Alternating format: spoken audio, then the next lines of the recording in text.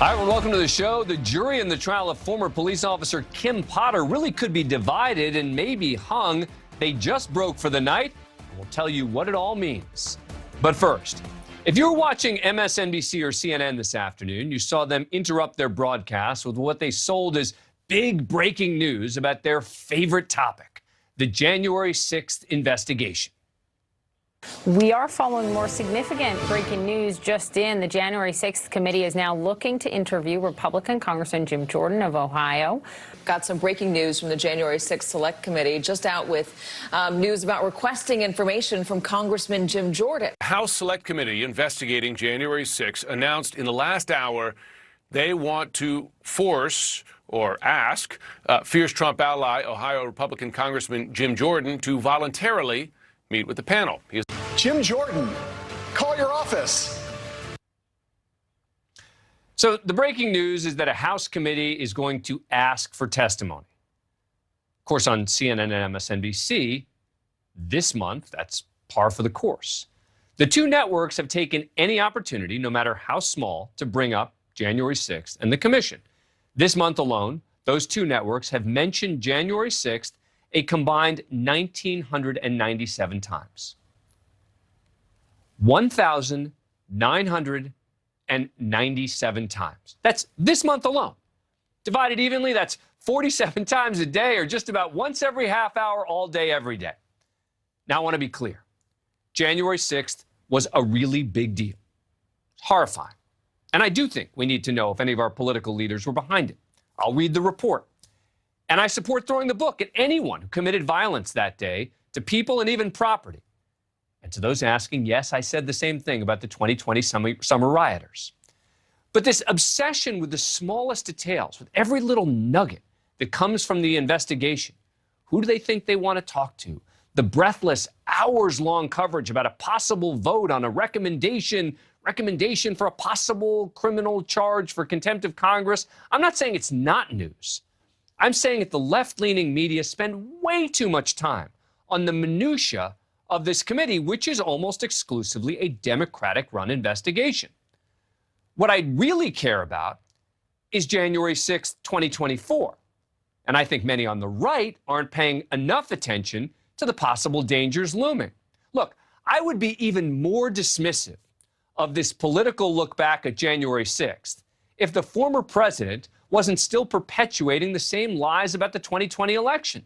I guess I should say the 2020 presidential election, because it seems almost no one's challenging the other results from 2020.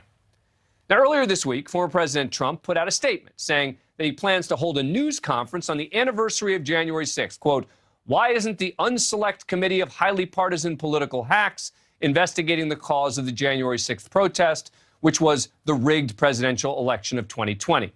I'll be having a news conference on January 6th at Mar-a-Lago to discuss this and more. Until then, remember, the insurrection took place on November 3rd. It was the completely unarmed protest of the rigged election that took place on January 6th. Right, the unarmed protest where 140 police officers were injured. And then there's Steve Bannon, Donald Trump's former chief strategist, who said on his podcast recently, point blank, he's looking to engineer a constitutional crisis, and explained how he planned to do it. We're taking over the Republican Party through the precinct committee strategy. We're taking over all the elections. Suck on this. And we're going to get to the bottom of 3 November, and we're going to decertify the electors, okay? And you're going to have a constitutional crisis. But Sir, that blueprint couldn't be more clear. So look, I would be happy to see the real criminals of January 6th prosecuted and allow us to move forward. But we can't. Because the former president won't drop his nonsense about 2020, which is what led those at the Capitol to be so angry on January 6th. And the left-leaning media wants to keep you focused on every piece of minutia of the January 6th Commission's actions and thoughts as breaking news as a tool to use against Republicans. Now, I know a lot of you won't agree with me from one side or the other, or even from the middle. So I want to hear from you. Tell me, what am I getting wrong, NewsNation? What say you? The good news is we've got a bunch of you who've already written in and want to talk about this. Let's start with Jeff in Fallensby, West Virginia. Jeff, thanks for joining us. What am I getting wrong? Hey, Dan, how are you? I'm great. I'll tell you what, I listen to you every day on the POTUS channel, and we agree almost 99% of the time. And I consider myself center left. But this time, I have the advantage of hearing your side of it all week, thinking that there's too much coverage on the left. It's all we hear about. It's, like you say, 1,997 times. But here's why you're wrong, Dan, and I'm going to explain it clearly. So you're wrong, and I'm going to tell you why. The risk is that it'll get shoved under the rug, and half the country won't find out what happened.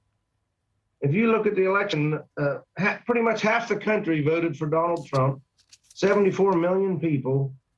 I don't know the percentages, but of that slice of the pie, a large percent of them are just imbeciles that you can't get to. You can't tell them anything, no matter what. But a large portion of that. Yeah, but here's the thing. See, I'm sorry to interrupt you, but the name calling I don't think is productive, right? In the context of trying to figure out sort of where we go from here, and you talk about sort of this idea that it's going to get shoved under the rug if people don't focus on it all the time. Would it be so bad to just wait until the report comes out? Now, look, I understand if someone's held in criminal contempt of Congress, that's news. But the breathless coverage on all the left-leaning networks all the time, oh, the commission this, the commission that, and it sounds like, and tell me if I'm wrong, that you're eating this stuff up. You want more. I do. I can't get enough of it, but I'm sort of a news junkie. But so let me finish. Let me finish my point. Yeah, quickly, wrap it up, because I got a bunch of other people waiting. Yeah. There's a percentage that are going to, no matter what you say, aren't going to listen. But there's a giant percentage of that 74 million that are probably hardworking Americans that want to do the right thing, and they're not getting the news. We're not reaching them. So the risk is just like the Mueller report. I hear people all the time saying, aren't you embarrassed for thinking that was a big thing? Nothing to it. Nothing happened. When in reality, go ahead.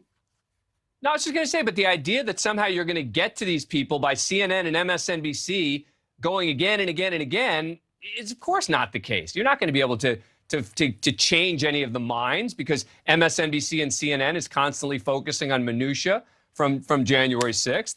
But look, Jeff, I appreciate the call. As you know, you listen to my radio show. You know I try and move between people because I got to get to a lot of callers. And today we got one more quick point.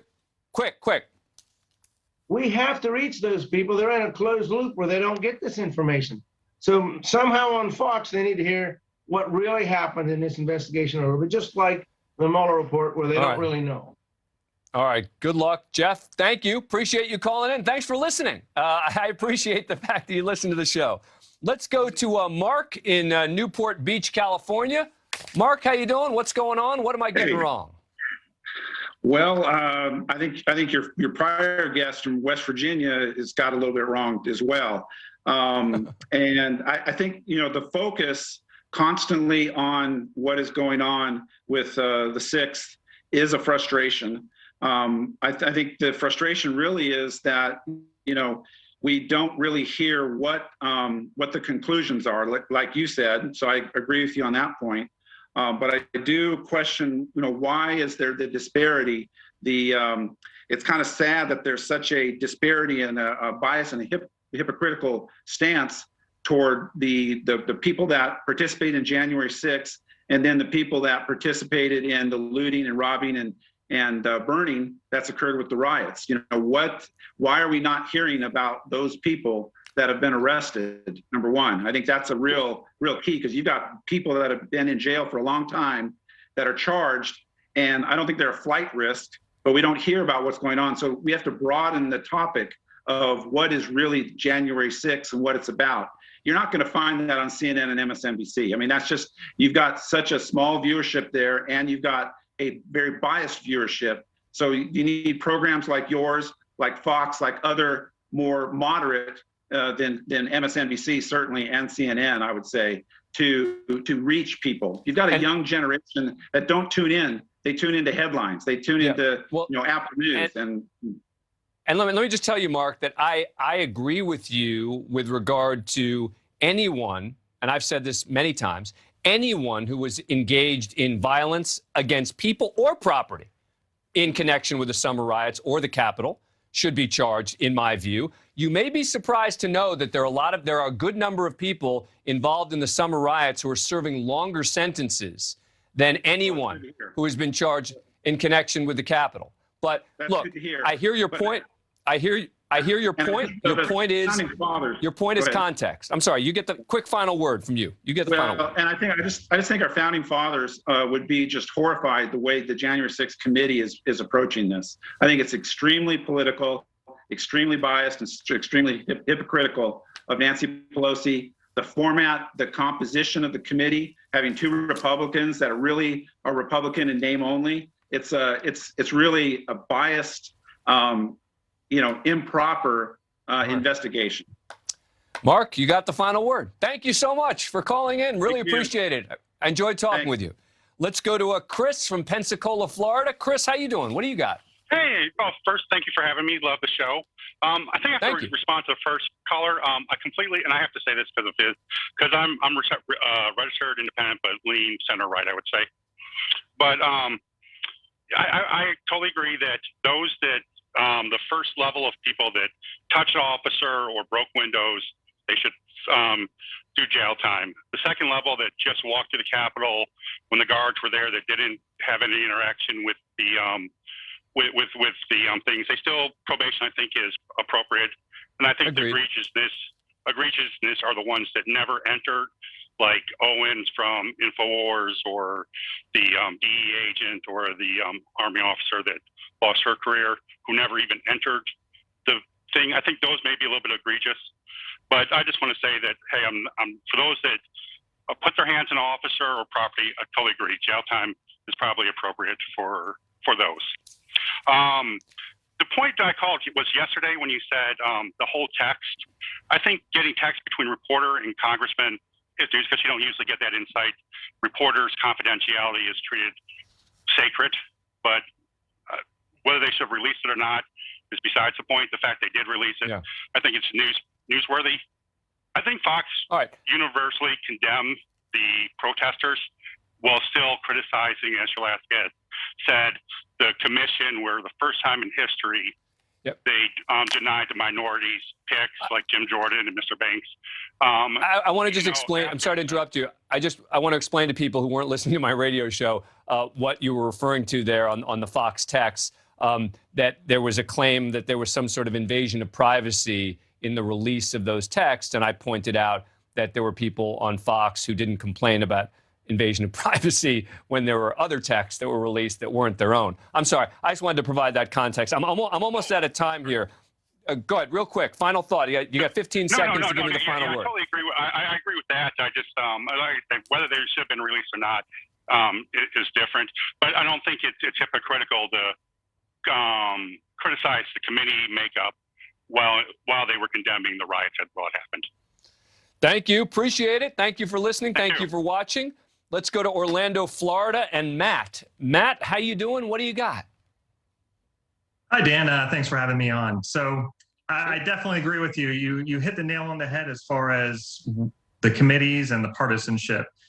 The downside to the partisan, as far as the committees, are that they're partisan. It's an old play with an old playbook. You look at these committees, and they're made up of the party that's in power at the time, and they're looking to do as much damage as possible to the other political party. Yeah, look, I think that is part. Look, the reason as to why it became so partisan, we can sit here and debate and discuss and who the Republicans suggested putting on and whether that would have been acceptable or not. But here we are, right? We are now at the point that this commission is largely a Democratic investigation.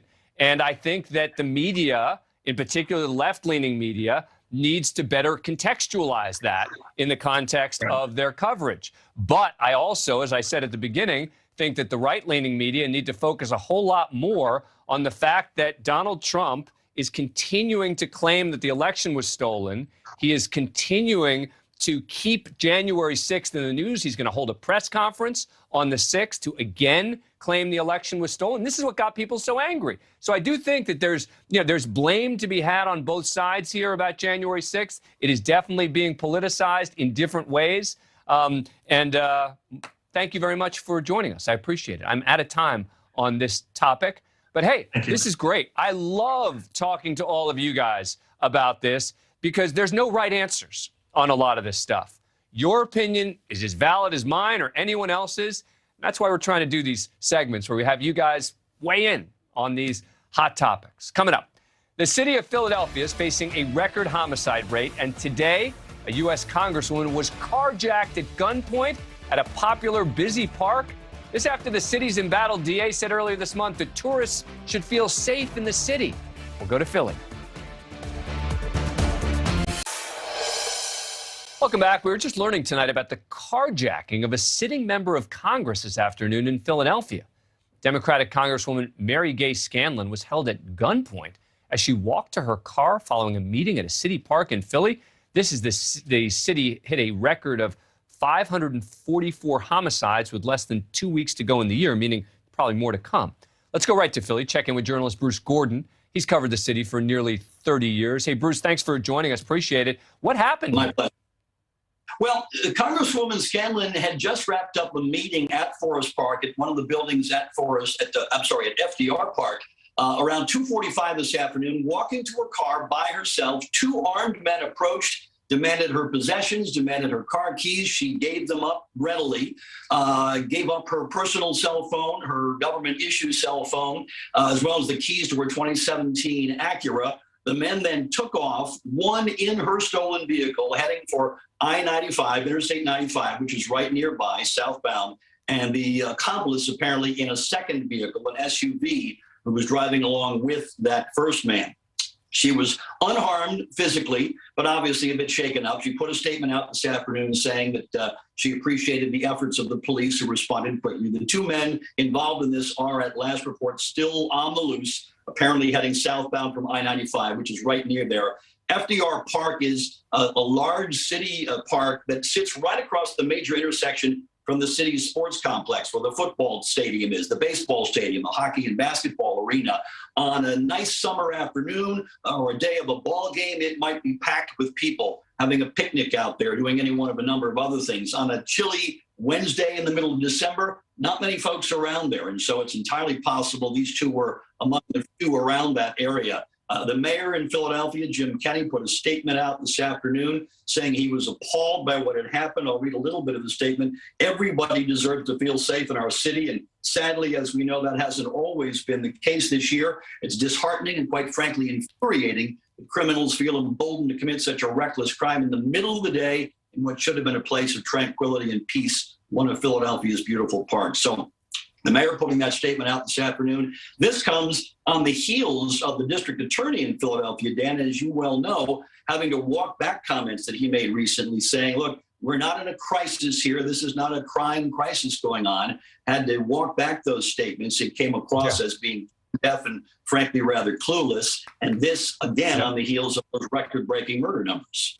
Yeah, and Bruce, as you know, sometimes it takes a high-profile incident to remind people and wake people up who don't want to accept the reality of what's going on. Bruce Gordon, thank you so much for taking the time to join us. Really appreciate it.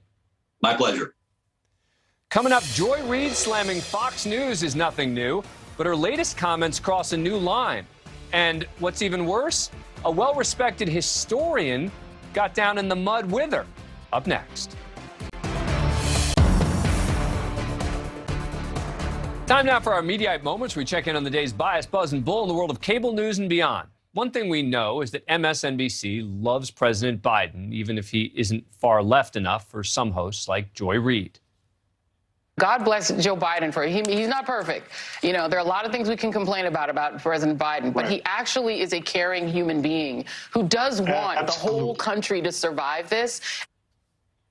But the real red meat for MSNBC viewers is attacks on Fox News. All of those clowns in a vaccinated, probably the most vaccinated company in America is Fox News. Reid and others going after their political rivals is nothing new. Both sides do it. But what came next last night was not just a typical attack. They're all vaccinated. They're going to live through this and let their viewers and their fans die because they don't give a damn. It's just clicks to them. It's just, they don't care what happens. It's just, this is fun for them. Now, it's precisely the sort of inflammatory rhetoric that, well, gets clicks. And Reid says it to get clicks or views, as the case may be. It's also not true or fair to say that, in general, people at Fox don't care about COVID. We've been through a lot. And we're getting through it together. It was a challenge unprecedented. And so many rose to the occasion.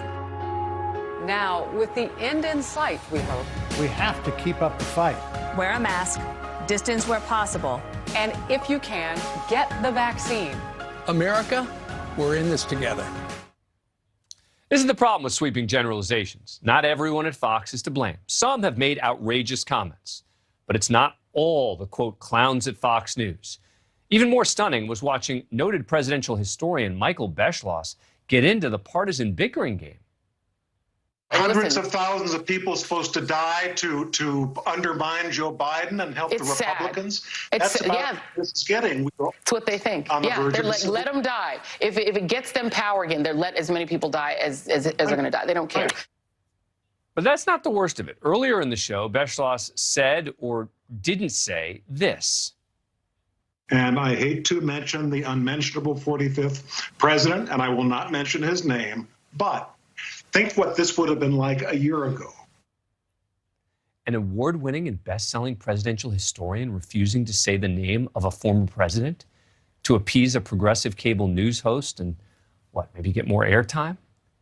Well, it's not surprising to see Joy Reid cross the line, but historians who are supposed to be chronicling history, not serving as political advocates, should recoil at one of their own engaging in naked political suck-uppery.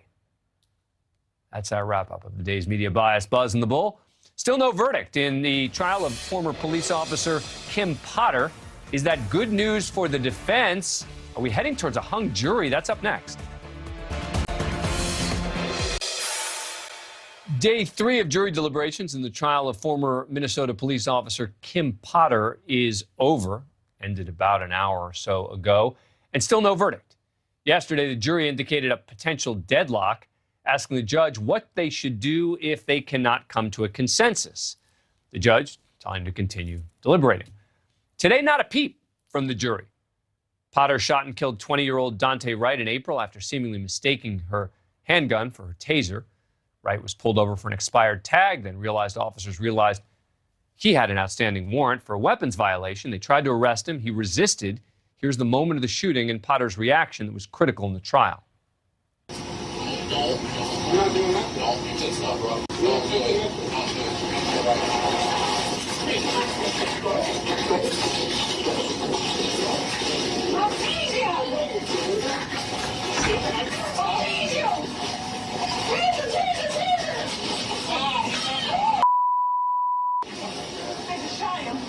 I grabbed the wrong gun!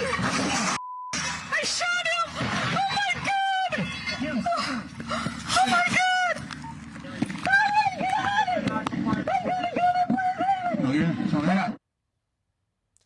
The jury also asked a second question yesterday, whether zip ties can be removed from Potter's gun so it can be held out of the evidence box. The judge said that it could. Remember, the weight of that gun, critical issue in the case because it weighs twice as much as the taser, and prosecutors saying, of course, that she should have been able to recognize this. Remember, Monday they asked about the date that Kim Potter spoke to a defense expert, Dr. Lawrence Miller, a psychologist. Officer Potter, at one point during cross-examination, confirming that she told Dr. Miller she did not make mistakes. You also told Dr. Miller that you don't make mistakes, right? You told him that? If it's in the report, yes. And you told him that you don't want to hurt or injure anybody. Right? Right. Joining us once again, attorney Jesse Weber, anchor for Law and Crime Network, and Dina Sayegdal, an attorney who's been a legal analyst and for the Law and Crime Network. You know why I'm pausing? Because I'm mispronouncing your last name, and I got sort of spooked there. I'm like, I said her last name wrong again. Sayegdal? Perfect. All right, You're not Sayegdal. the first. Exactly. You're not the first one who's done that. It just got me all sort of, confused in the head, and I couldn't keep going. So I had to just get that straight with you. Now let's go to what happened today in court. And Dina, since I started with you, let me stay there. No word from the jury today. I had said, even before the jury started deliberating, I thought a hung jury was a real possibility. Then they came back and said, oh, what do we do if we can't reach a consensus? But the fact that they went the full day today without a peep says to me, maybe they're making progress. What do you make of that, Dina? Yeah, it's not good news for the prosecution who wants a conviction. I can't think of something more motivating than a Christmas holiday that's coming up. And the fact that nothing happened today is not good news. They have no questions. So that means they don't feel as if they have any unanswered, facts that they need to know about. I don't know at this point if they're going to be able to come to a resolution. Right, but you think that the fact that they're continuing could be bad news for the prosecution, and Jesse thinks the fact that they're continuing could be bad news for the defense, right, Jesse? Yeah, look, at the bottom line is you would think the more hours go by, it seems more likely that a mistrial, right? I understand that argument. Here's the problem. When I look at the statutes that they're considering, I'm not the first person to say the language is very confusing. The fact that they're really deliberating on this and giving this the right amount of attention, they don't want to let her off the hook. I think they're debating right now, what should we find her guilty of? And I'll be the first to say, the second-degree manslaughter language might not fit so well with the facts here. They do, but it might confuse them. It's the first-degree manslaughter, recklessly using a weapon, the higher charge, that really fits in well here, but they might be torn and say, we kind of feel bad for her. Do we want to give her the full charge? And that's a question of sympathy versus the law. I think the law supports and the facts support a conviction here. So I think they might not convict her against both charges, but at least one, maybe the top count. And Dina, that is one of the bizarre things about the charge here. I think Jesse's right that if there's going to be a conviction, the first-degree manslaughter makes more sense because all you have to prove is that there was a much more minor crime, and here it was the way she possessed the weapon. And if you believe that, and that it was reasonably foreseeable that her actions could have led to death, that's actually easier to find under these facts than the second-degree manslaughter, where you have to show conscious disregard, et cetera. So I think Jesse makes a fair point here that the continued deliberations, to me, are worse news for the defense than the prosecutors. You don't see it that way? I don't. And actually, I actually rewatched some of the closing argument because I was trying to give Jesse full analysis on my part here. And to me, what they seem to say is her handling the gun at all is what was reckless. And she's a police officer. How can she not be handling her gun? Are we actually saying that literally every time a police officer handles his or her gun and it discharges accidentally? Here, she pulled the trigger, but it was still accidental. But what if it accidentally discharges? Is that going to be a crime? I mean, she's holding an inherently dangerous weapon as part of her job. And then the prosecution over and over talks about her training. And to me, that helps her. She did everything that the police department wanted her to do. She has an inherently dangerous weapon, and she has this very confusing taser, which they all know about because she's had to sign these documents. And isn't this really a problem with the police department, either the training or the manufacturing, and not her in that moment? Well, you know what's interesting? I don't typically do a show where we have like one person on one side and one person on another side, and they're going to do this sort of cable news debate thing. I don't like that. I typically do one guest, and I talk to that guest. I challenge the guest. On this one, the reason we're having the two of you on is because I don't know what to make of what's going to happen. I am truly torn in this case, both in terms of what should happen, what will happen. So, Jesse, in the spirit of the old cable news where you get two people fighting with each other, take a final word on this one.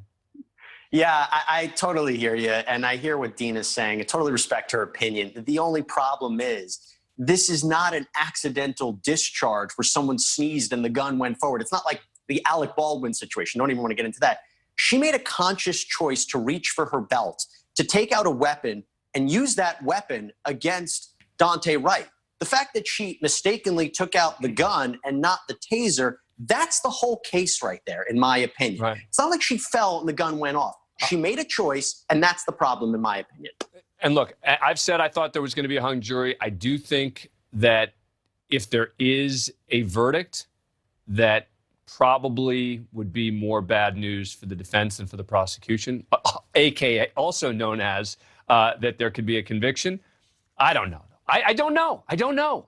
And you know, I think I know everything. I don't know. Dina Sayegdal, Jesse Weber, thank you for joining us. I appreciate it. Thanks, Dan. We are also on verdict watch in the trial of Jeffrey Epstein pal Ghislaine Maxwell. Her defense team seen high-fiving today. We'll ask someone who's inside the court why and what it means. Up next. The jurors determining the fate of Jeffrey Epstein pal Ghislaine Maxwell told the judge they're done deliberating for the week. But we may be getting some insight as to where things are heading, with a focus seemingly on the testimony from Maxwell's accusers. After more than 6 hours of deliberations today, jurors asked to see more transcripts of testimony from one of Epstein and Maxwell's accusers, as well as testimony from the former house manager of Epstein's Palm Beach, Florida estate. This comes just a day after they asked to review the testimony of Maxwell's 3 other accusers who testified, known as Jane and Carolyn, as well as Annie Farmer, the only one of Maxwell's alleged victims who took the stand using her actual name. Yesterday, the jury also asked to see notes from Carolyn's interview with the FBI from 2007. Judge Allison Nathan declined to hand over those notes, known as 302s, since they're not in evidence. And the jury asked about whether Farmer's testimony can be considered when weighing 2 of the conspiracy charges against Maxwell. I don't know, maybe some confusion about what the charges are tied to and which accusations. Deliberations resume on Monday after the jury declined to come back for an optional session tomorrow, politely telling the judge no thanks when asked if they wanted to return for one last day before the holiday weekend. Wish we all got asked that, right? Hey, you want to work? No, of course not. Jeffrey Epstein's longtime confidant, alleged co-conspirator, faces 6 counts, including 2 related to sex trafficking and 4 related to allegations she conspired in a scheme to entice and transport underage girls to Epstein for sexual abuse. She's denied the accusations. During Monday's closing arguments, Maxwell's attorneys described her relationship with Epstein as the biggest mistake of her life. Claimed she's being targeted because of her ties to the sex offender. Maxwell's lawyers highlighted various inconsistencies in the women's accounts. Maxwell decided not to take the stand in her own defense, telling the judge that the government did not prove its case beyond a reasonable doubt. Maxwell's attorneys in closing arguments said her accusers' stories have changed over time. They said at the urging of the government, their, quote, memories have been manipulated in pursuit of profit after Epstein's death. Prosecutors used 10 days of testimony across 2 weeks to make their case. Jurors heard from the 4 women, and they accused Maxwell and Epstein of sexually abusing them in the 90s and early 2000s. During their closing arguments, prosecutors painted Maxwell as a sophisticated predator, key figure in Epstein's sex trafficking scheme. Prosecutors cited more than $30 million Epstein paid Maxwell between 1999 and 2000. They say that Maxwell knew that the money was payment for helping him groom and recruit and abuse teenage girls. Joining me now to discuss, someone who knows as much about this case as nearly anyone in the country, Adam Klasfeld, managing editor of Law and Crime. All right, Adam, thanks for coming on the show. Appreciate it. What have you read from hearing the jurors' questions? What is your analysis as to where we are? My analysis is that we have a very studious jury. They are closely examining the prosecution case. They are closely examining the defense case. You said earlier, they were looking into a fine legal point as to how Annie Farmer's testimony can be considered. And the reason for that is that Annie Farmer was 16 at the time she said that Ghislaine Maxwell and Jeffrey Epstein allegedly molested her in New Mexico. Now, the statute of the age of consent law there is different than, say, in her home state of Arizona.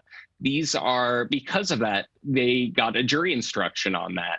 They were seeking clarity on a very small and crucial point of that jury instruction that they got from Judge Nathan. So we see here that this is a jury that's paying attention. We see here that this is a jury that was asking for a very specific FBI interview note with Carolyn, as you mentioned earlier. And they had a little bit of confusion there. They actually called it an FBI deposition. It's not a deposition. It's basically what's known as a 302, and it isn't admitted into evidence. The judge told them that, and they had some more clarity. So we have a jury at the end of the first week of deliberation, essentially, telling the judge that they want to look at the transcript of all 4 accusers. They're doing their homework. So what did you make of Maxwell's attorneys apparently could be seen high-fiving in or outside of court today? What do we make of that? It was in court, and it was at the end of the day when it became increasingly clear that this jury was not going to return a verdict before the Christmas break. And, you know, only the defense team knows what that high five was about, but perhaps they were celebrating the fact that their client will not be spending Christmas, which is also her birthday, a federal convict, that this is going to happen, that it's going to be a second week of deliberation. I should emphasize it's still pretty early on in the process.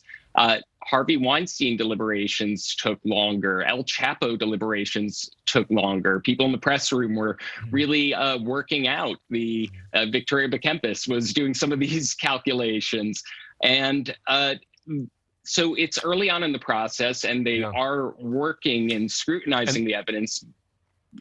And I think, Adam, what everyone forgets is everyone's self-interested, right? And they very well may be high-fiving over the fact that they don't have to come in tomorrow and that they can start their weekends early. So maybe that's what it was about. Who knows?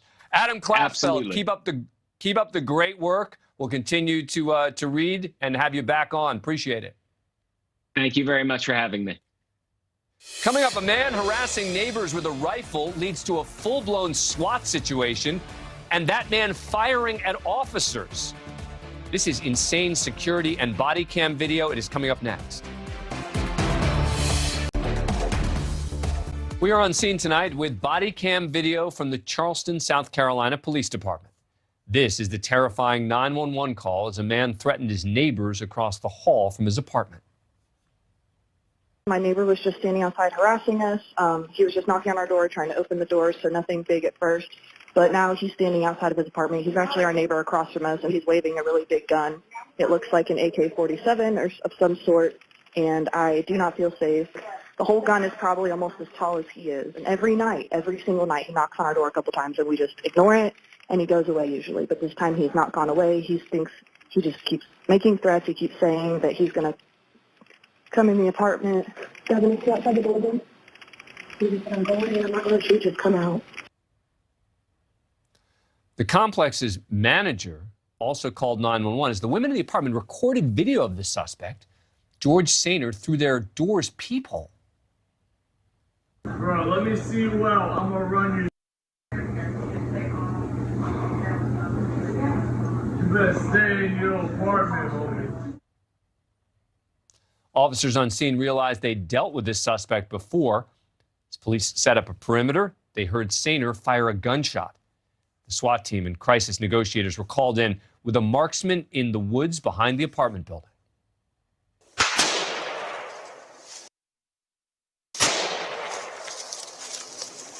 Sierra 1 shot away. Suspect came out the balcony window, shot off around at me. He's down. The suspect walked onto the balcony and fired a shot. SWAT marksman senior officer Christopher Malinowski fired 2 shots, hitting the suspect once. Police entered the suspect's apartment and arrested him. Sainer was charged with attempted murder and possession of a weapon during the commission of a violent crime. The incident was investigated. The solicitor's office there ruled that the use of force was justified because of the danger to police and civilians at the scene. Joining me now is retired Tulsa Police Lieutenant Sean Sticks Larkin. Sticks, good to have you back. All right, so this was clearly a dangerous situation from the get-go.